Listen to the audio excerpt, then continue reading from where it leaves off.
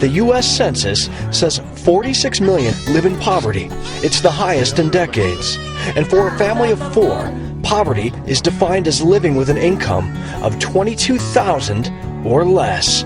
Nearly 50 million have no health insurance, and basic needs are becoming unaffordable for many.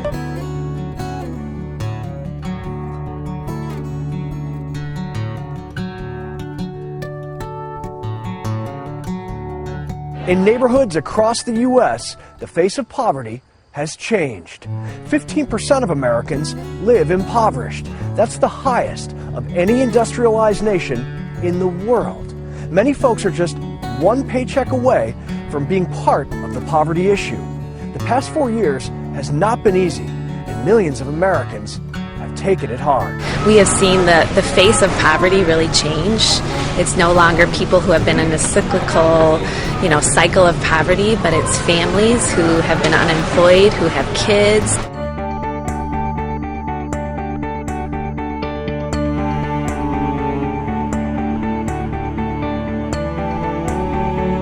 Just a few faces of the poor in America.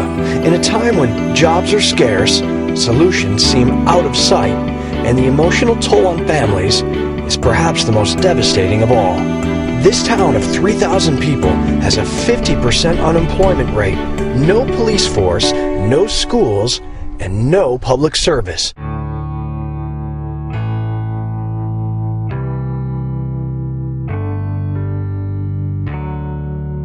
The New York Times wrote about a really great study that Stanford researchers did to see the achievement gap between the rich and the poor. Now, oftentimes you hear about an achievement gap between the races, between whites and blacks. However, there's very little information on income, right? Usually the income is related to race, and then researchers try to find a gap when it comes to race and education achievement and stuff.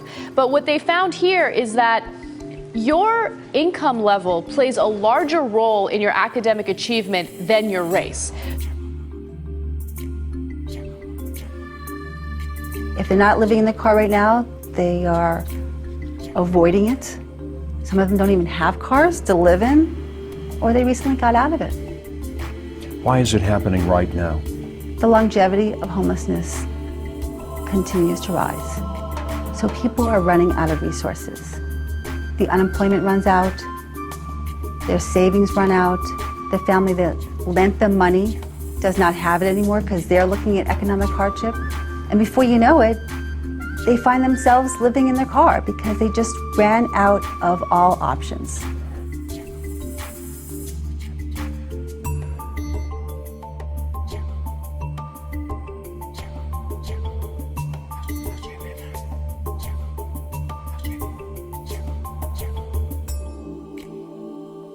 Before the bell, they blend in with more than 1,100 other homeless students in the Seminole County schools.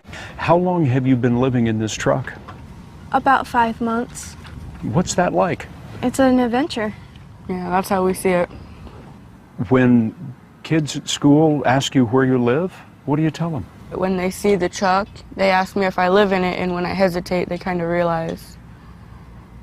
And they say they won't tell anybody. And yeah, it's not really that much of an embarrassment. I mean, it's only life. You do what you need to do, right?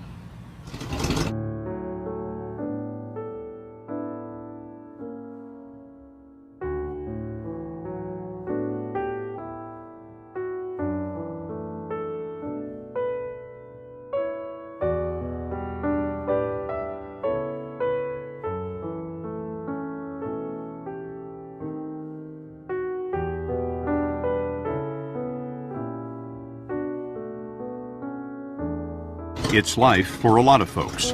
The number of kids in poverty in America is pushing toward 25%, 1 out of 4.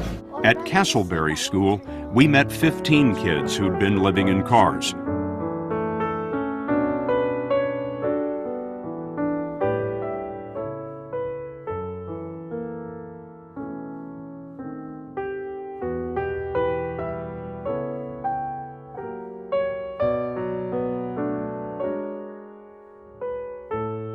When it came time to put the girls in school, the school must have asked you for an address.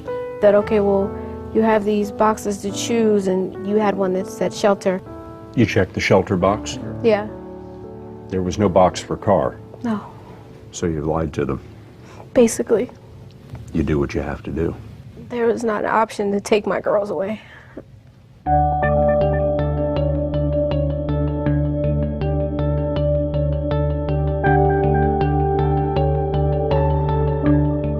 My name is Cedric Forte. I'm a junior at Heritage High School, 425. My name is Jackson Langvort. I'm 18-year-old and I'm a senior at McLean High School. For academic subjects, I'm in Advanced Placement Literature, English, Advanced Placement U.S. Government, Biology, and Comparative Government, Art, Advanced Placement Music Theory, Health, Geosystems for Science, and Algebra. Men's Chorus, What's it? Leadership, and Technical Theater. They looked at standardized tests, and they saw that the test scores between affluent and low-income students has grown by 40% since the 1960s. That is double the gap between blacks and whites.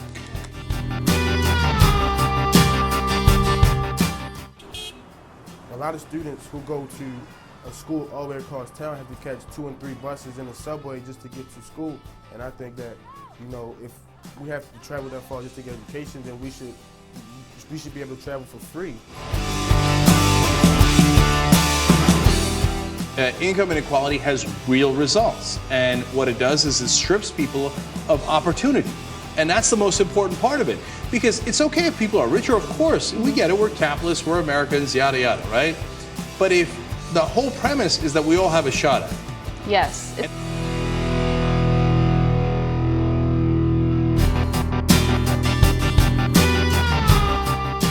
The kids here are motivated in just about everything. They're motivated to even learn, which is scary to hear for a high school kid.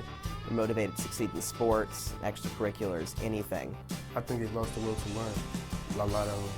They just like don't find school interesting no more because they don't have the power to do anything and to say so in the classroom. You can't really pinpoint one reason as to why there's a lower achievement level among those from a lower income. So there are all these little elements that come into play, but the element that I found the most interesting had to do with the number of hours affluent children spend outside of their homes versus the number of hours poor kids spend outside of their homes. And this is during the developmental phase, from when they are born till the age of about 6 years old. And it turns out that kids that are born in affluent families are more likely to spend longer hours outside of the home. This is our auditorium and theater.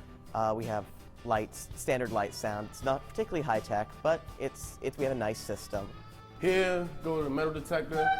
Like they use this to try to, you know, keep school safe, but obviously it doesn't work because like even when someone walks through and it beeps, like they don't even search them or anything. They just say, okay, walk back through, empty your pockets. That's all they do.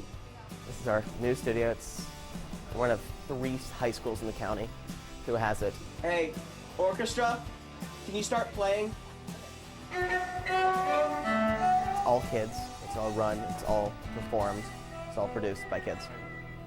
Well, one thing that these walls, like they really need to be repainted because of the graffiti. As you can see here, they tried to repaint it, but it doesn't blend in. You can actually tell where they just like really just gave up on repainting the walls. So.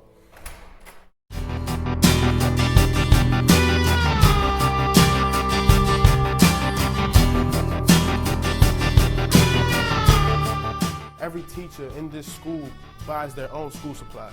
And it's actually very sad because like the school system should have money to, you know, provide for those school supplies for students, but they don't. And the teachers have to come out of their paychecks just to, you know, be able to support their students. That's our observatory. It's a giant dome with a telescope, and you can see the entire sky from there.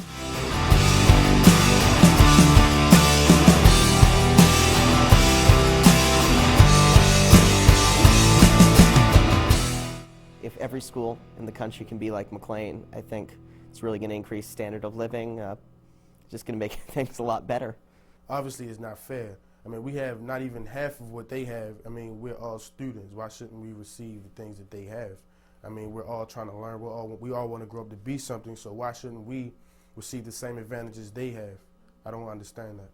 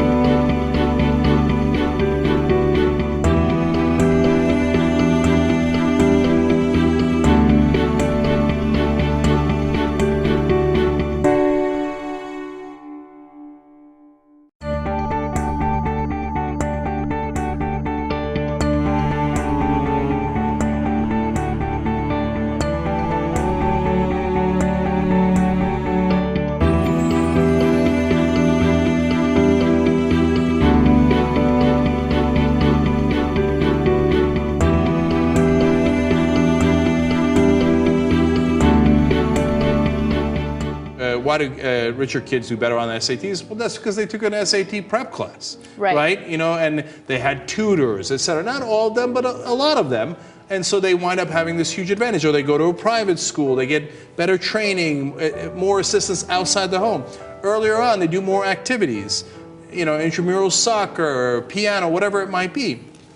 And all of those help tremendously in the development of kids.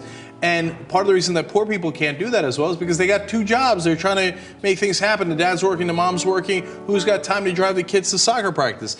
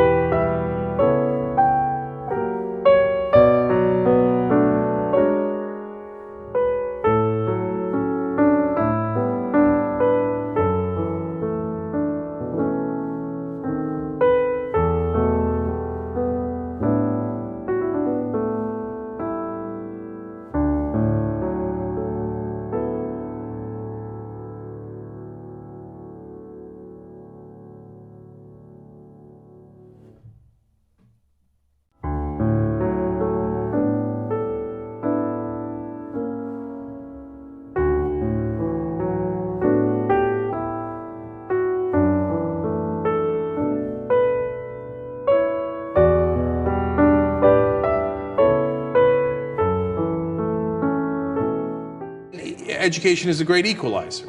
And if it turns out you don't have a shot at it because the odds are skewed against you, well, then we got a real problem.